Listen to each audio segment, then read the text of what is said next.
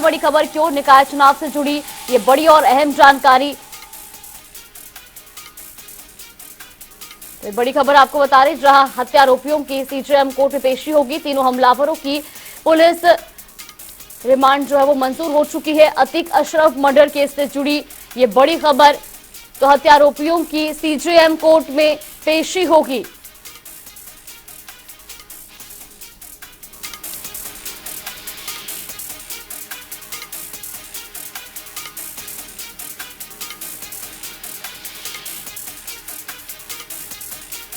और इसी खबर पर ज्यादा जानकारी के लिए हमारे सहयोगी सैयद मोहम्मद आमिर और हमारे सहयोगी तौकीर किदवई हमारे साथ जुड़ गए हैं। सैयद, सबसे पहले आपसे जानना चाहेंगे, अतीक अशरफ हत्याकांड में संलिप्त तीनों आरोपियों की जो है अब पुलिस रिमांड मिल चुकी है, क्या पूरी जानकारी मिल रही है? जागृति बता दें, जैसे बाहुबली पूर्व सांसद अतीक और उसके भाई अशरफ की खुलेआम गोलियों से भूनकर हत्या कर दी गई थी, जिसके बाद इन आरोपियों को नैनी भेजा गया था अभियुक्तों को, और जिसके बाद उनको प्रतापगढ़ जेल ट्रांसफर किया गया था। तो वहीं आज सीजीएम कोर्ट में इनको करीब 9:30 के आसपास पेश किया गया, जिसके बाद पुलिस ने रिमांड कस्टडी मांगी थी और कोर्ट ने इसको मंजूर कर ली है। और अभी फैसला सुरक्षित है, कितने दिन की रिमांड मिली है ये थोड़ी देर में स्पष्ट हो जाएगा, मगर सुरक्षा के कारणों से अभी इन तीनों आरोपियों को, अभियुक्तों को लेकर पुलिस यहां से प्रिजर्व वैन में हाई सिक्योरिटी में लेकर निकली है।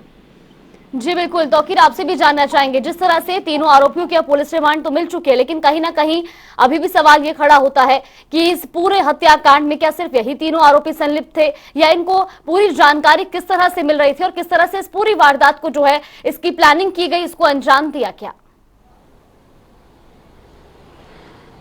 अब देखिए, सवाल कई तरह के हैं, जिसमें साफ तौर पर असलहे को लेकर सवाल बड़े हैं, क्योंकि जिस तरह से तीनों शूटर्स के मकान पर पहुंची थी पुलिस, वहां पर उनके खस्ता हाल मकानों से अंदाजा लगाया जा सकता था कि 8 लाख 9 लाख की पिस्टल उनके पास कैसे थी। इसके अलावा शाइस्ता परवीन जो अतीक अहमद की पत्नी है, उनका एक लेटर कल वायरल हो रहा था जो उन्होंने मुख्यमंत्री के नाम लिखा। उस पर उन्होंने एक संकेत दिए हैं कि इसके पीछे कई व्हाइट कॉलर ऐसे जो जिले के नेता हैं वो इसमें शामिल हो सकते हैं, यानी कि इस पूरी घटना के पीछे कई ऐसे लोग हैं जिनको अभी सामने आना बाकी है। और सबसे बड़ी बात यह है कि ये तीनों शूटर भी क्या एक दूसरे के साथ पूर्व परिचित हैं या तीनों दोस्त हैं, इस पर भी सवाल है। क्या तीनों को अलग अलग हायर किया गया, सुपारी देकर हत्या कराई गई, और जो असलहे थे आखिर वो जो बैंड है इंडिया में दूसरी कंट्रीज से आए हैं, इटली से और न जाने अलग अलग देशों से, और ख़ास बात है इनकी कीमत 8 से 9 लाख रुपए है।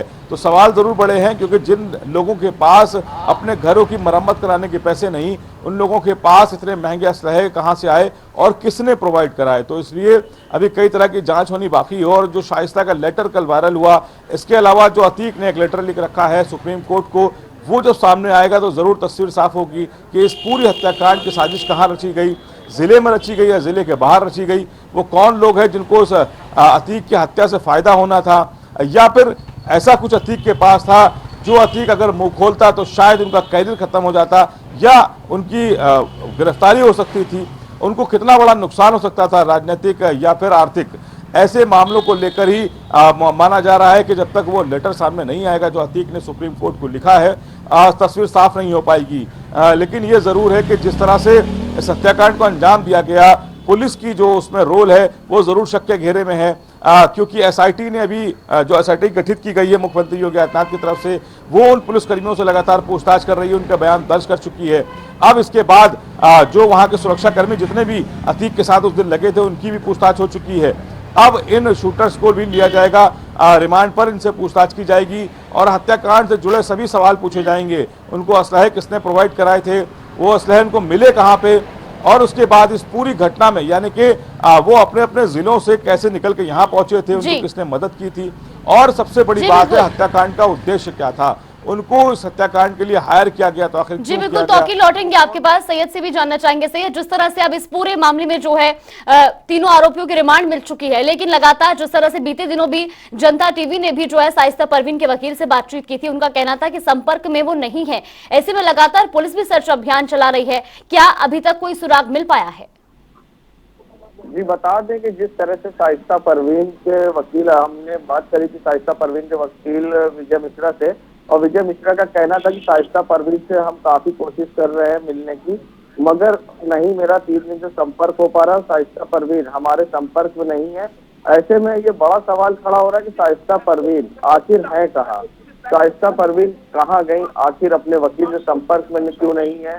इस तरह के कई अहम सवाल खड़े हो रहे हैं। शाइस्ता परवीन, सबसे बड़ी बात है कि अपने बेटे की मिट्टी में नहीं शामिल हुई, फिर उसके बाद अपने पति की मिट्टी में शामिल शाइस्ता परवीन और जैनब जो कि अशरफ की पत्नी, दोनों नहीं शामिल।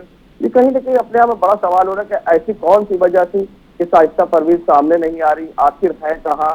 या कई और अंदेशे जताए जा रहे हैं सूत्रों के अनुसार कि ऐसी कई खबरें निकल के आ रही कि शाइस्ता परवीन को ऐसी क्या वजह थी कि अपने पति की मिट्टी में नहीं है, क्योंकि उससे पहले दिन में चर्चा चल रही थी कि वो सरेंडर करेगी। जी। उनके वकील ने भी मैसेज सर्कुलेट करा, मगर उसके बाद से उनका कोई पता ना होना ये अपने आप में सवाल खड़ा कर रहा है। आखिर वजह क्या है और शाइस्ता परवीन है कहाँ।